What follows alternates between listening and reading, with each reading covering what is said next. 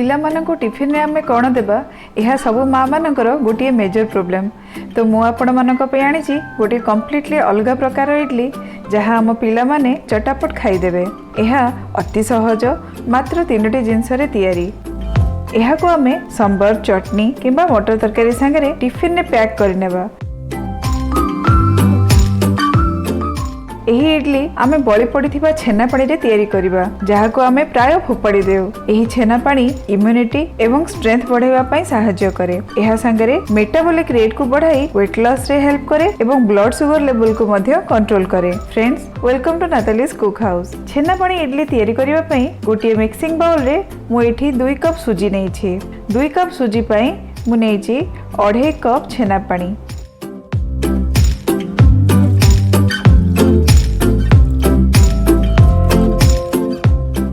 यह को भल भाव में गोलाई गोटे घोड़णी रे घोड़ाई देबा एवं ओवरनाइट यह को छाड़ी देबा।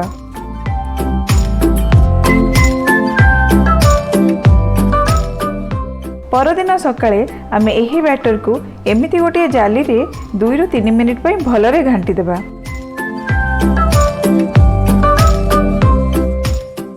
एही भितरे आमे गोटे इडली छांच रे पानी देई फुटिबा पई छाड़ी देबा।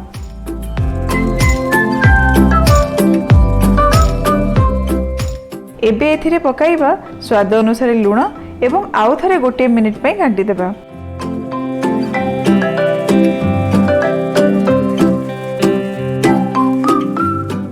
एबे एथिरे पकाइबा हाफ टी स्पून खाइबा सोडा नहले इनो मध्य पकाई परिबा। एहा को आमे घांटी देबा। एठी मने रखिबा खाइबा सोडा किंबा इनो पकाइबा परे हमको सांगे सांगे इडली तैयारी करिबा को पड़िबो नहले आम इडली फ्लॉपी हेबनी।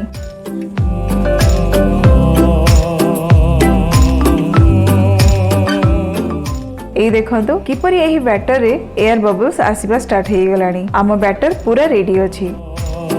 एठी आमे इडली पैन को अल्प टिके घी किंबा रिफाइंड ऑयल रे ग्रीज करनेबा एवं फटाफट एही बैटर को एथिरे भर्ती करनेबा।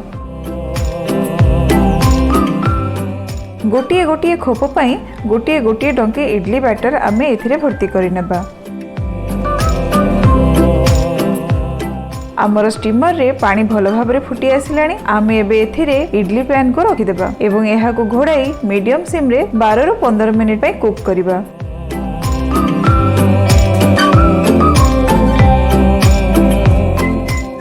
पंद्रह मिनिट परे एहा को बाहर करनेबा। एहा भल भाव रे कुक हे येछि। 5 मिनिट एहा को छाड़ी देबा एवं तापरे एहा को गोटे स्पून सहायता रे डीमोल्ड करिनेबा। एहा को आमे एमिति खाई परिबा किंतु आज मु एठी तड़का इडली बा फ्राइड इडली मध्य तैयारी करी देखैबी। तो आमे गोटे पैन नेबा एवं सेथिरे अल्प तेल दे गरम करिबा।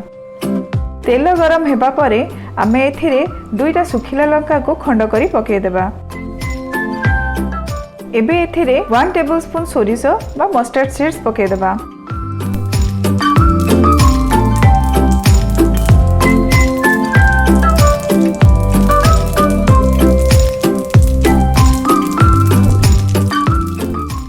एथिरे किछि मेरसुंगा पत्र पके देबा एवं किछि कंचा लंका लंबा रे चिरी पके देबा।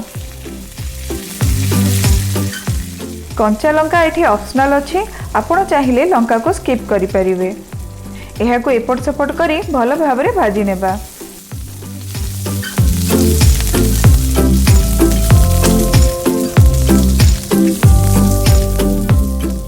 मु एठी इडली को 4 खंड करी काटी नै छी। आपण चाहिले गोटा इडली को मध्य फ्राई करि परिबे। एहा को टिके भाजी नेबा।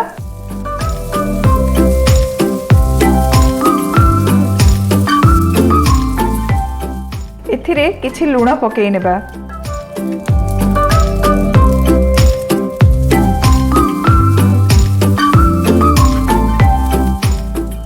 आम इडली एबे भल भाव रे भाजी हे येछि।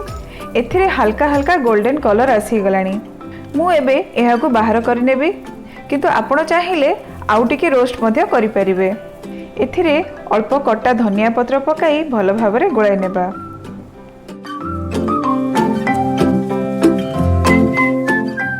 एहाको मध्य आमे सांबर चटनी किंबा मटर तरकारी संगे सर्व करिनेबा। देखंतु केते फ्लॉपी हेछि हमर इडली।